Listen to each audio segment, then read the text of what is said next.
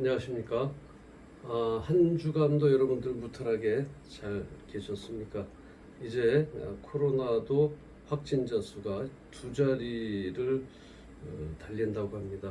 달린다기보다는 이제 두 자리로 감소 추세에 있다고 합니다. 조만간 빠른 시간 내에 잘 진정이 돼서 여러분들과 대면으로 강의를 하면 좀 더 구체적이고 좀 더 실습도 같이 이렇게 좀 많은 것을 병행하면 어떨까 하는 생각이 듭니다. 따라서 여러분들 무탈하게 건강 관리 잘 하시고 사회적 거리두기에 동참하셔서 전 세계적인 팬데믹 현상에 있는 이런 시점에 있어서 여러분들이 또 개인적으로 또 자영업을 하고 계시는 분도 있을 거고 많은 어려움 속에 있을 줄 압니다. 그래서 정부에서도 2차 재난지원금을 지급한다 이렇게 많이 하고 있습니다만은 어쨌든 여러분들의 생활이나 건강에 아무 적신호가 없었으면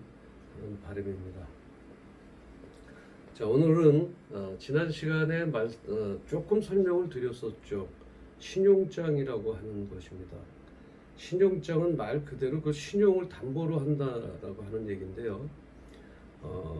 제가 이제 설명드렸던 것 중에서 하나가 마켓플레이스라고 하는 옥션이나 G마켓처럼 자기의 물건은 들여놓지 않지만 판매자와 소비자를 거래할 수 있는 어떤 가상의 공간을 두고서 거기에서 소비자와 판매자가 서로 거래를 하는 그러한 마켓플레이스에서 제일 문제가 되는 게 뭐였을까요?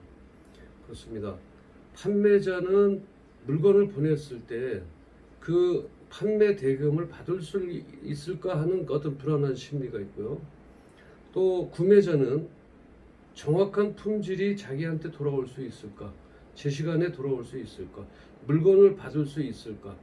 이런 심리적 불안에 있는 것입니다. 그래서 이 두 가지 소비자와 판매자를 양쪽을 서로 안심시켜주고 중간에 신용을 담보할 수만 있다면 소비자와 판매자는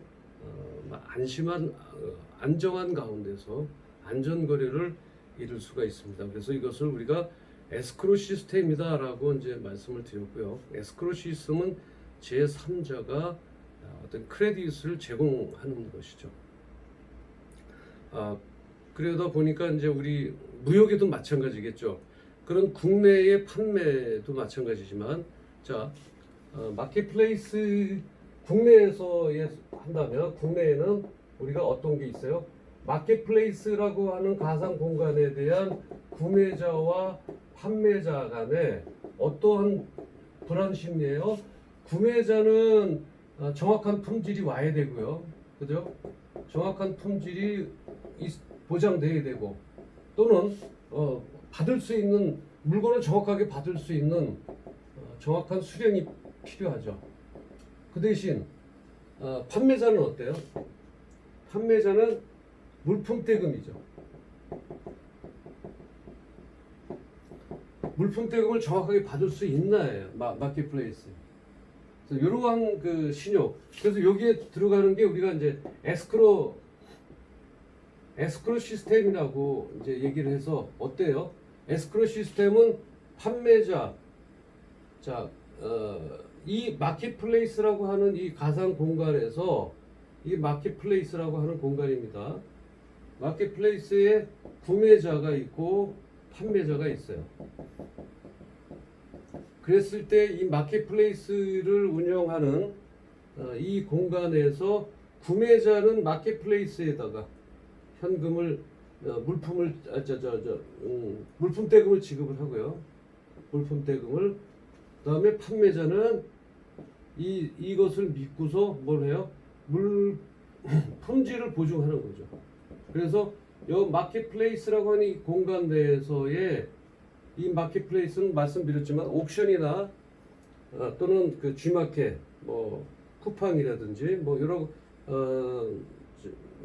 그다음에 11번가라든지 쿠팡 같은 경우는 이제 자체 PB 제품을 만들어서 실제적으로 가상이 아니라 자기네들한테 물건을 직접 사갈 수 있게끔 한 이제 그런 시스템을 구축을 했죠.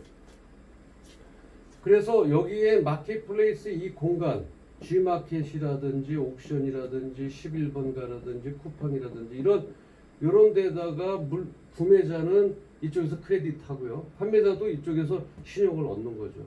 구매자가 물품 대금을 보내면 이쪽에서 물건을 보내게 하고요. 왜요? 이쪽을 믿으니까 이쪽을 믿는 거죠. 그 판매자는 다시 구매자에게 물건을 발송하죠. 요거는 이제 국내에 있어서 판매자와 구매자의 어떤 신용, 크레딧을 제공하는 것이죠. 그렇다면 우리가 직구라는 시스템 여러분 해보셨나요? 직구는 해외에서 직접 사서 들어오는 겁니다. 그죠? 해외에서 직접 구매하는 거예요. 근데 직접 구매하는데 우리가 해외에 가서 직접 구매하는 것이 아니라 그 나라의 사이트를 가든지 해서 그 홈페이지를 가든지 마켓플레이스를 가든지 해서 해외에서 우리가 직접 구매를 하게 되죠. 우리는 뭐예요? 구매를 하게 되면 구매자죠. 구매자이고 판매자는 어디예요? 해외 사이트입니다. 판매는 해외예요. 자, 여기에서 제가 설명을 전에도 드렸지만 그래도 신용장의 그 의의를 알기 위해서는 이러한 그 대비를 조금 알아두시는 게 좋을 것 같아서 설명을 드립니다. 구매자는 어떠한 제품을 구매하기 위해서 해외 사이트에다가 구매 신청을 하게 되죠, 그죠? 뭐 홈페이지를 보든 쇼핑몰을 보든 해외에서 직접 판매를 하는 그 개인의 사이트를 보든 구매자가 구매를 하게 됩니다. 한국이죠. 자, 이건 미국이라고 할게요. 그러면 이 판매자와 구매자를 개런티 해줄 수 있는, 보증을 해줄 수 있는 것이 지불 시스템이에요. 그래서 지난 시간에 제가 그냥 뭐 특정한 데를 말씀드려서 죄송한데 이해를 돕기 위해서 말씀드리겠습니다. 페이팔이라고 하는 국제 시스템이 있어요. 결제 시스템. 그러면 구매자가 페이팔에다가 달러를 대든 입금을 하죠. 그럼 페이팔에서 오케이 사인을 주죠. 그럼 판매자는 여기서 물건을 발송하게 됩니다. 물론 뭐 여기서 직접 이렇게 되는 것이 아니라 중간에 관세도 물어야 되고요. 발송은 어느 뭐 국제 택배를 하든지 여러 가지가 나올 겁니다. 근데 우리 간략하게 세 가지만 본다면 해외 직접 구매는 이런 결제 시스템이 있어요. 해외 결제 시스템. 결제 신용 시스템이에요. 이 시스템이 이거하고 비슷하게 보이죠, 그죠? 결제 시스템은 페이팔이라고 하는 해외 신용 사이트고요. 요거는 쿠팡 마켓플레이스를 관리하고 마켓플레이스를 설치해 놓은 이러한 그 회사들에서 그 신용을 담보하게 되는 것입니다. 그렇다면 우리가 이제 이런 페이팔을 거치지 않고 낭패를 봤던 그 예를 여러분들에게 소개한 적이 있습니다. 어떤 개인이 일본에서 여기다 설명을 또 하나 드릴까요? 개인이 컴퓨터 PC를 구매하기 위해서 일본과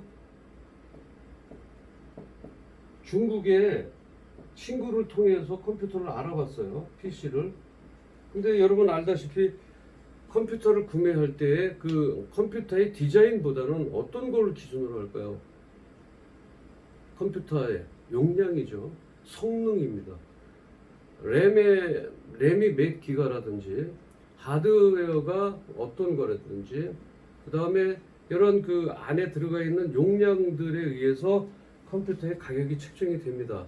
디자인보다는 그 성능과 용량에 따른 차이가 있겠죠. 그랬는데 일본에서 예를 들어서 램이 말이죠.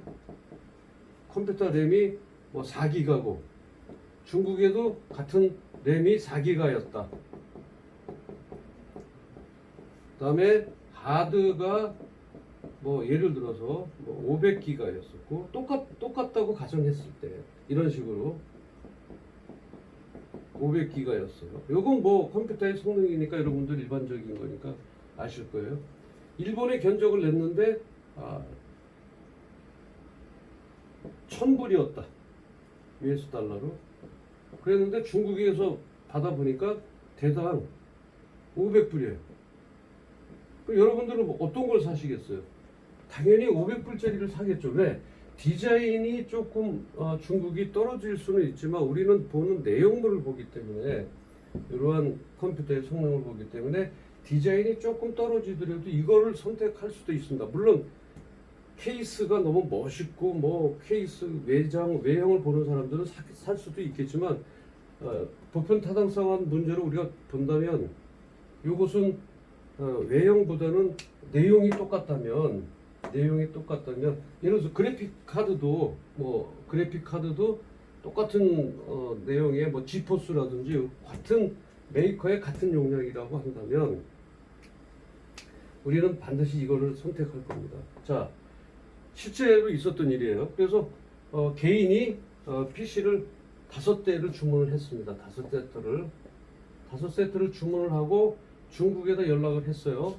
요즘에는 뭐 다이렉트로 연락할 수가 있으니까 했더니 이쪽에서 요구사항이 5세트 값인 2,500불을 그죠?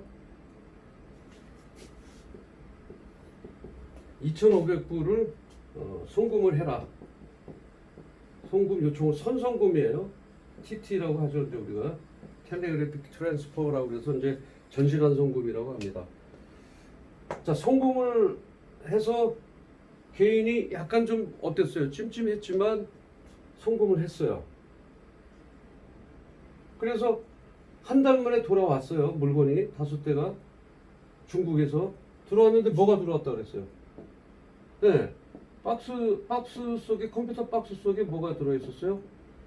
벽돌이 들어있었어요. 그리고 개인이 했으니까 황당했겠죠. 그래서 이쪽에다 연락을 했는데 이후엔 뭐 전화 연락이 안 됐죠. 찾아갈 수도 없는 상황이고. 그래서 5대 값인 2,500불, 즉 약 한 300만 원을 사기를 당한 거죠. 여기에서 어떤 문제점이 있었어요? 개인에 대한 문제점은 뭐예요? 개인에 대한 문제점은 좋은 품질이에요. 좋은 품질 또는 요구 품질이 들어왔나? 제 시간에 받을 수 있나? 이런 것들에 대한 문제점에 불안감이 있었어요. 그렇다면 이 중국의 판매는 어땠어요? 이 사람들은 불안감이 없어요. 왜? 먼저 송금을 했기 때문에. 여기서 전실한 송금을 했어요. 2,500불로. 그래서 이 사람은 이거를 만족을 시켰지만 보낸 건 어땠어요? 나쁜 벽돌을 보냈단 말이에요. 개인은 항상 좋은 품질, 내가 요구하는 품질이 도착받을 수 있나 없나를 걱정하게 됩니다. 요거에는 이러한 페이팔이나 이런 마켓플레이스에서 운영권자들에 대한 그 개런티를 받지는 못했어요. 이것도 지금 하나의 무역입니다. 이것도 무역이에요. 우리가 전 시간에 무역에 대한 요건들을 배웠어요. 국가와 국가 간, 개인과 개인 간, 또 개인과 기업 간에 대한 국경선을 넘어서 어떤 조건이 뭐예요? 경제적 이윤을 추구하는 조건이 되어 있었을 때 우리는 이것을 무역이라고 얘기한다고 그랬어요. 무역의 조건 중에서. 이것도 무역입니다. 개인과 개인이었지만 나라와 나라 사이의 국경을 가지고 있는 선에서 보세 구역을 가지고 있는 선에서 경제적 이윤을 취하는 거죠, 그죠? 여기는 나에 대한 어떤 그 중간에 여러 가지 내가 할 수 있는 이용에 관련된 컴퓨터를 구입하는 것이고 여기는 판매 이익을 추구하는 것입니다. 그런데도 불구하고 중간에 개런티 받을 수 있는 것이 없었어요. 가격이 싸다고 무조건 다이렉트로 붙어서는 안 되겠죠. 이런 무역 사기들이 많이 있습니다. 중국뿐만이 아니라 아프리카 쪽에도 상당히 많습니다. 그래서 여러분들이 나이지리아 같은 경우에는 뭐 제가 특정 국가 이제 지금은 많이 좀 줄어들고 이제 많은 그 보완책이 나와 있지만 예전에는 나이지리아나 그 아프리카 쪽에 그런 무역 쪽의 어떤 그 불안한 심리를 조성하는 이런 조건들을 많이 제시하곤 했었습니다. 그래서 피해를 입은 경우도 있고요. 실제적으로 거기에 찾아가서 나이지리아에 찾아가서 확인을 하는 도중에 어떤 돈을 편취를 당한다든가 강탈을 당한 적 그런 사례가 여러분들 무역협회 사이트에 가면 그런 내용들이 나와 있습니다. 그래서 항상 그 국가 여러분들이 국가를 상대로 해외 국가를 상대로 거래를 할 경우에는 이런 유관기관이나 정부에서 행하는 그런 그 사이트들이 있어요. 여러분들 그 사이트에 들어가서 충분하게 그 나라의 어떤 사기 판례, 어떤 그 속였던 그런 판례들이 쭉 있습니다. 그래서 그런 것들 좀 숙지하시고 그러기 전에 제일 좋은 것은 뭐냐면요. 이러한 중간에 어떤 그 개런티를 받을 수 있는 그런 그 시스템이 있다면 좋겠죠. 이 사람도 여기서 만약에 중간에 이러한 결제 시스템에 대한 이것을 이용했다면 결제 시스템이나 이 결제 시스템은 이런 페이팔이라든지 이런 국제나 국내의 결제 시스템을 이용했다면 어때요? 벽돌이 왔어요. 그럼 여기서 연락하겠죠. 이쪽으로 우리 벽돌이 왔어요. 돈 주지 마세요. 그러면 이쪽으로 돈 안 주겠죠. 그죠? 이런 중간에 이런 시스템이 없이 자기가 직접 했기 때문에 그래요. 자, 무역에도요. 그래서 이제 그 국제적으로 나라와 나라에서 무역을 하기 위해서 그래서 이러한 결제에 대한 불안 심리, 제품의 품질에 대한 불안한 마음 이런 것들을 해소하기 위해서 신용장이라고 하는 그런 시스템을 만든 거예요. 신용장. 이거를 전 시간에 말씀드렸습니다. 레터 오브 크레딧이라고 그랬어요. 크레딧. 그래서 이걸 우리가 LC라고 얘기를 해요. 그래서 자, 요 LC 신용장을 개설한다고 그래요.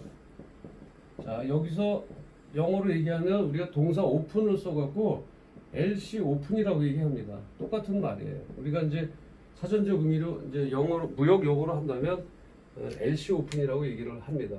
레터 오브 크레딧 오픈 이러지 않고요. 그냥 여러분들이 해외하고 통화를 할 때에도 LC 오픈이라고 얘기하면 알아듣습니다. 그래서 국내에는 이제 신용장 개설이라고 얘기를 하는데 이 신용장 개설이 바로 은행에서 업무를 담당하게 돼요. 여러분들 그래서 요 은행에 가면 외환계에서 뭘 담당하냐면 신용장 업무를 담당을 해요.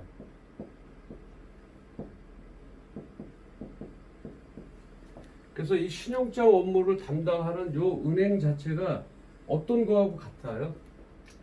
같지는 않아요. 같지는 않지만 여러분들을 이해 돕기를 위해서 제가 이렇게 설명을 중간에 드린 거예요.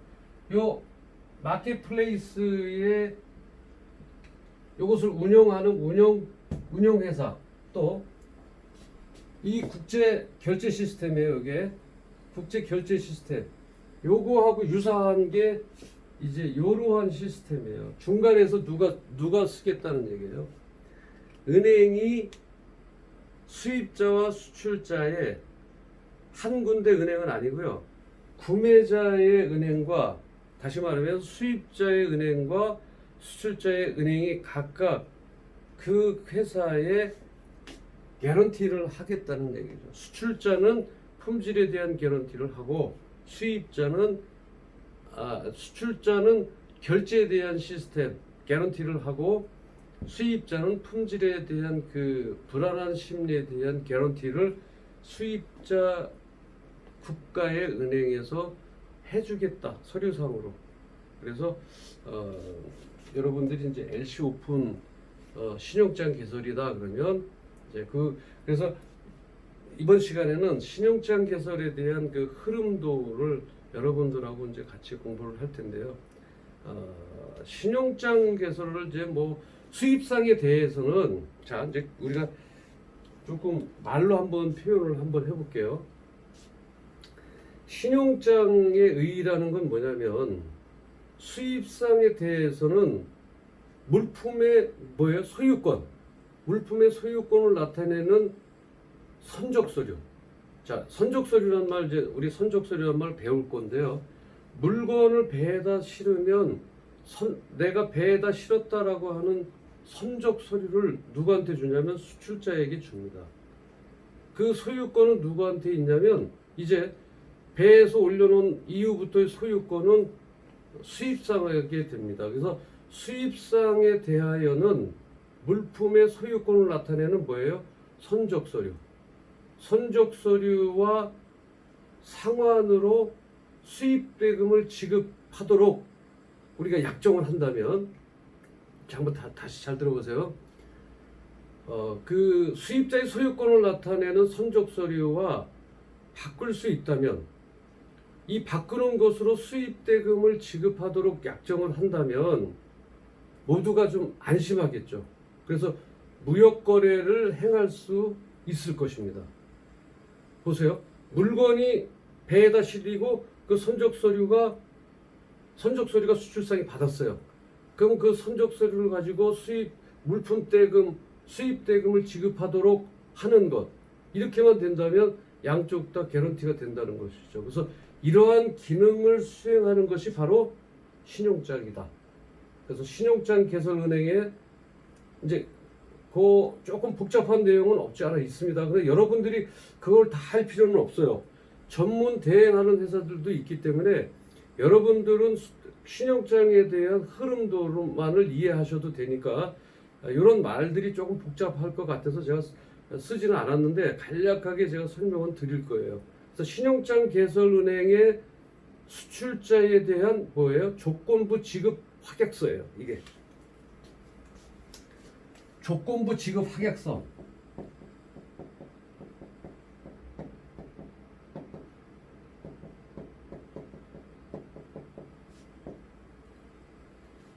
우리가 좀 얘기를 한다면 여러분들 교재에 나와 있습니다. 여러분들 교재에 제가 페이지 수 지금 좀 더 말씀을 드리겠지만 페이지 수 정확하지 않지만 그러니까 여러분 교재에 나와 있는데 그거를 제가 간략하고 좀 더 첨삭할 부분 첨삭해서 지금 말씀드리는 건데 대략적인 내용은 다 교재에 나와 있습니다.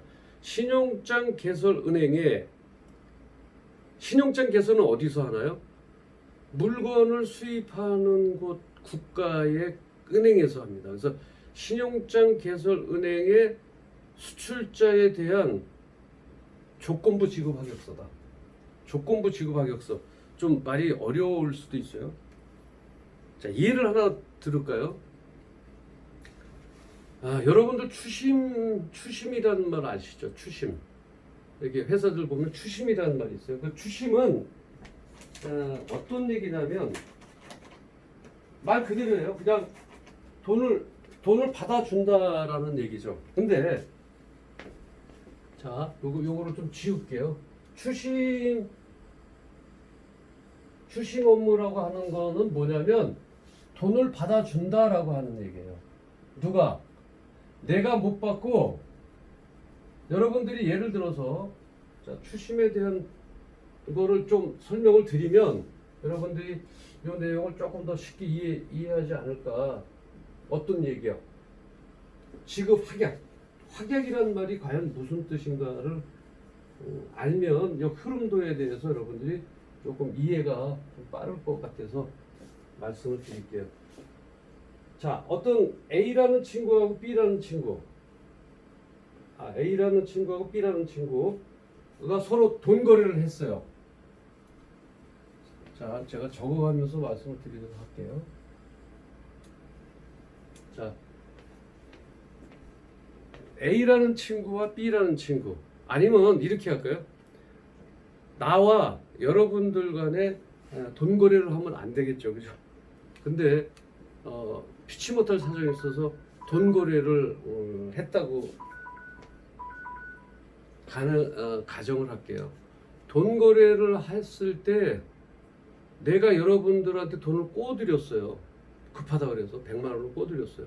그런데 여러분이 제 날짜에 그 돈을 갚지 않았어요.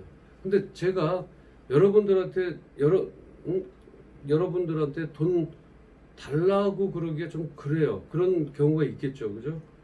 그래서 그런 경우도 있고 아니면 뭐 법적인 경우도 있겠죠. 근데 달라라고 하는 말을 못하기 때문에 저는 여러분의 친구한테 말을 합니다.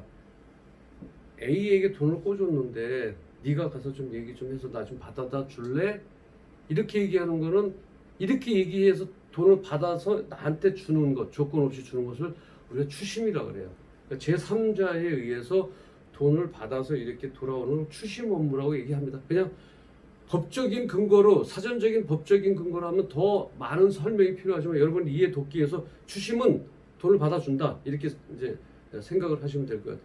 추심 업무라고 하는 것은 돈을 받아주는 거예요.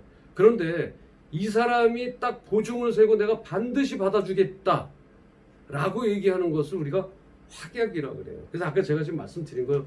추심은, 자, A라고 하는 사람 여러분들이에요.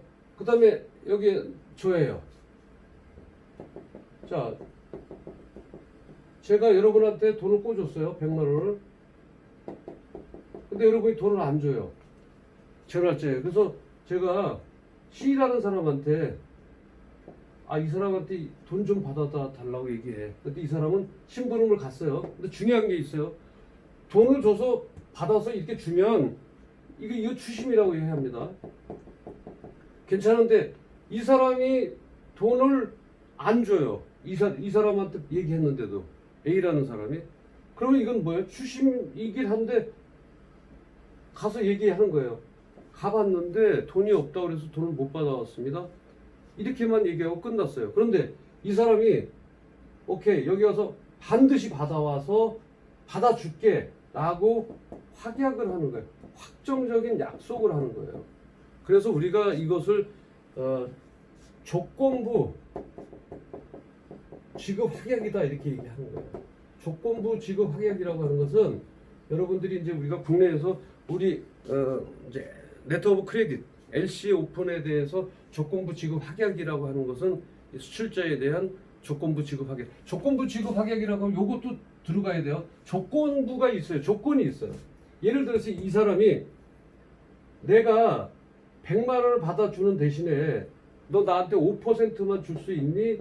라고 얘기하면 이런 식으로 조건을 보내든지 아니면 여기에 대한 이 사람에 대한 여러 가지 이제 조건을 달겠죠. 물론 이거하고는 같지는 않습니다. 근데 무역에 대해는 조건부가 있어요. 어떤 조건에 의해서 있었을 때 확약을 해주는 거예요. 무조건 확약해 주는 건 아닙니다. 근데 이런 식으로 이 돈을 받아주는 것은 추심 업무라고 얘기하는데 이 추심 업무에서 심부름만 하는 것은 추심 업무예요. 근데 확약, 확정적으로 약속해서 돈 받아주겠다 그러면 어떻게 해요? 이 사람들이 조금 예전에는 그랬어요. 아주 오래 전에는 그 사람들 집에 가서 뭐 여러분들 그 A라는 사람 집에 가서 눕는다든지 막 어떤 뭐 여러, 지금은 법적으로 그럴 수가 없어요. 지금 뭐 전혀 뭐 예를 들어서 9시 이후에 전화해서도 안 되고 뭐 어떤 아주 나쁜 말을 욕을 한다든지 이런 말을 하면 그 채무자 보호법에 의해서 뭐 처벌을 받는 경우가 있어요. 근데 예전에 안 그랬습니다. 아주 뭐 한 20년 전만 하면 이 사람들이 가서 어떻게든 돈을 받아서 주는, 이거 확약이라고 해요. 그런 지금 그렇지는 않지만 지금 추심 업무하는 그 회사들도 그냥 단지 돈을 받아주면 10%뭐 공제를 하겠습니다. 뭐 이런 조건이 들어가 있어요. 그래서 못 받아오면 뭐 못 받는 거고요. 자, 이렇게 신용장 들어가기 전에 에스크로 시스템, 그 다음에 국제 지불 제3자 보증 시스템, 페이팔 같은, 그 다음에 1대1로 했었을 때 어떤 불상사, 이런 것들을 예를 들어서 말씀드렸고요. 제 1강은 여기서 마치고 5분 쉬었다가 다시 뵙겠습니다. 수고하셨습니다. 감사합니다.